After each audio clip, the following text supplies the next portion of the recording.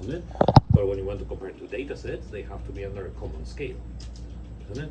And to be under a common scale, the way to do it is to have it under an absolute scale. That means that the amplitude should be given as number of photons.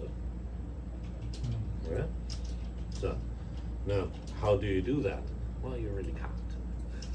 I mean, for that you would need to have F000, because if you remember from the equation, everything depends on F000 times something. Okay, you would need to have F000, but where is F000? That's the direct beam. If you would collect that, you would destroy the detector. That's why you have the beam stop. Oh yeah. So that means that you cannot get it in an absolute scale without that. So what you do is you actually generate a model. So you generate the FC from your dark model, and for that one you can produce an F000. Okay? And then you use that to scale all the other data sets to the dark calculated model. And then they are all under an absolute scale. They're all perfectly comparable to each other. Oh. And with that, you can start to extrapolate, and you can start to do all the density integration analysis and so on and so forth. So that means that you can compare each time point. You see? But again, that's a bit of a more complicated situation. So I would say, wait for it. like when you're done. So yeah. The password is.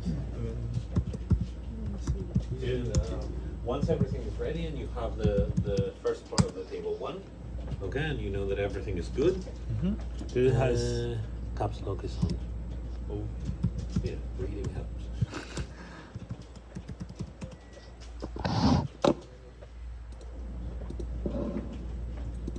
So.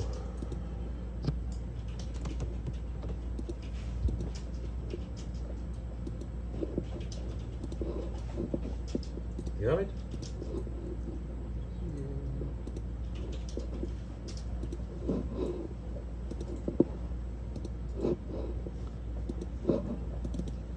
I'm hoping tonight I can install Ubuntu and all the software and so on the Lenovo computer. So that means that we have a second laptop that can be used. So that, because if not, you're always, I get the feeling you're always fighting for the laptop, isn't it? Yeah. So hopefully we get an answer from the, what's his name? Mr. Tsai, and we get the new computers in here quickly.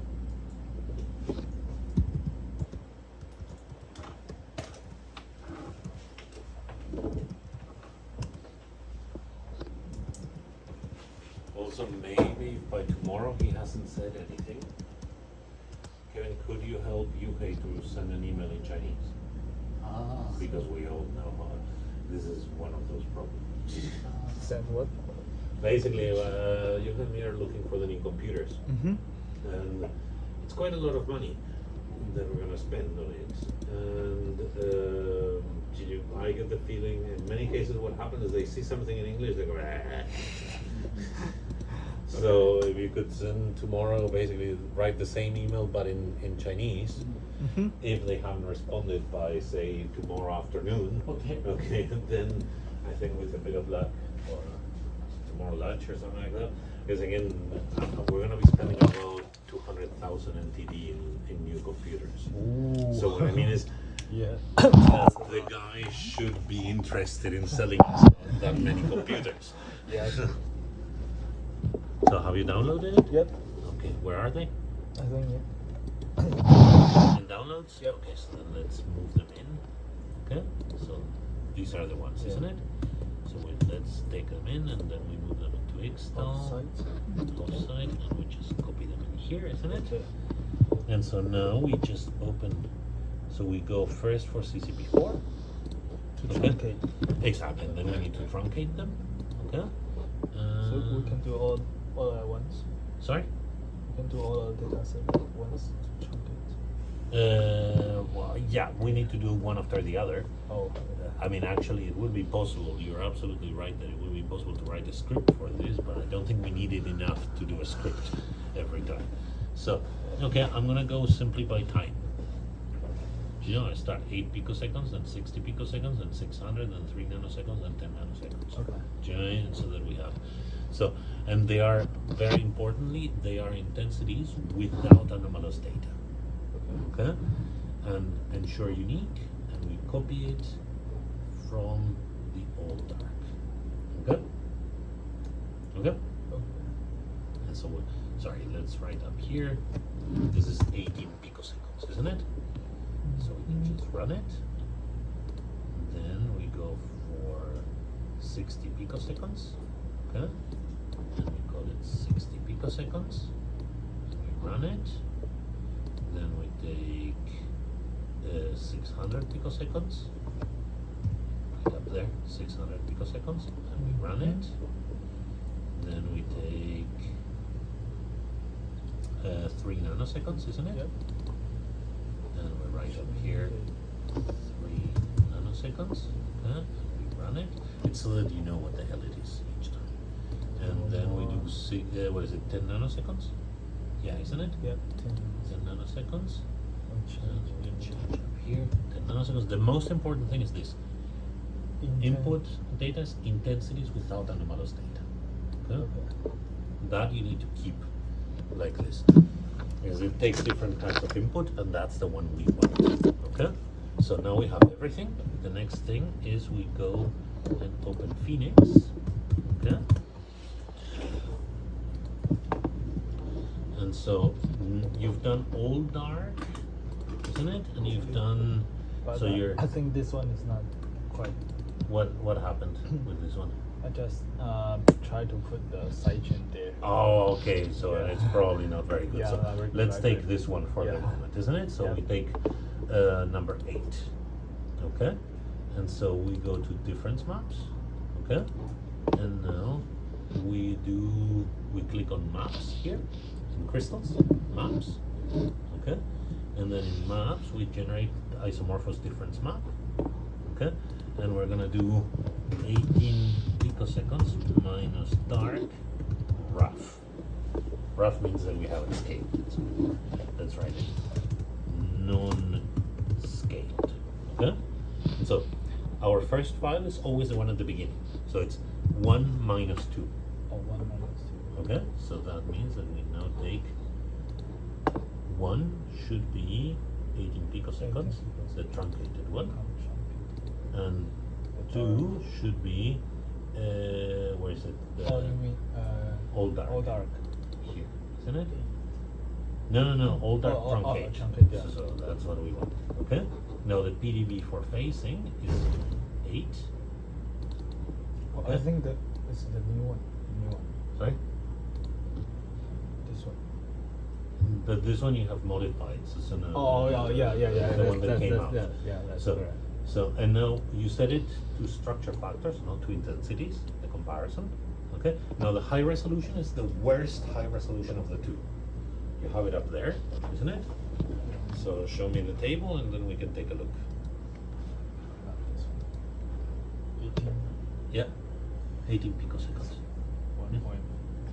1.53. So we write here 1.53 to 10. Okay. So why only to 10? We have more data. Well, the reason is that in general, the closer you are to the center, the higher the intensities. Mm-hmm. Okay? And so that means that in a way, what happens is that the low resolution data can completely dominate everything else. Okay? And then you see nothing about the side chains or anything like that. So that's why you cut it off to keep it relatively low. However, for extrapolation, you look at everything. Yeah? So, and then because you want a very nice and clean map, you set here your sigma to 3.0. So it means that you're only going to use structure factors that have an I over sigma of 3 or higher. Okay? So why 3 or higher? Quite simple. If you think about it, if you take 3 and do the square root of 3, okay, you get to about 2. 2, yeah. So in that way, you're close to the standard setup. Okay? And then finally, you go to advanced options and you go to you click on multi-scaling method. So what this will do is it will try to scale into each other. won't be super good, but it's better than nothing, okay? And so we run it.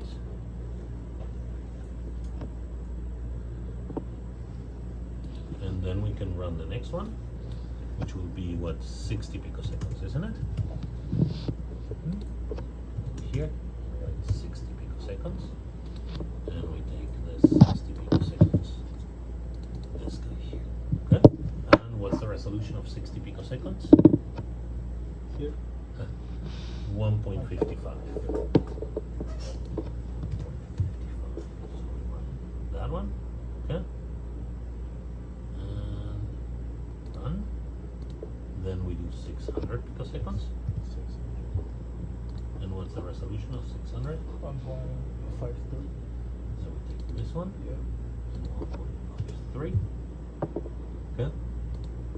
And then we take 3 nanoseconds, isn't it? Yeah. We take 3 nanoseconds. What's the resolution? 1.54. 4. And then we take the 10 nanoseconds. What's the resolution? 1.50. 1.5. So simply 1.5.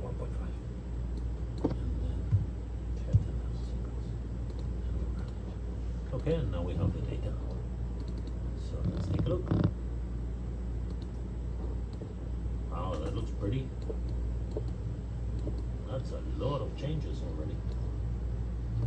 So you can see it's 18 picoseconds. We can see movement of the arginine and movement of the aspartate.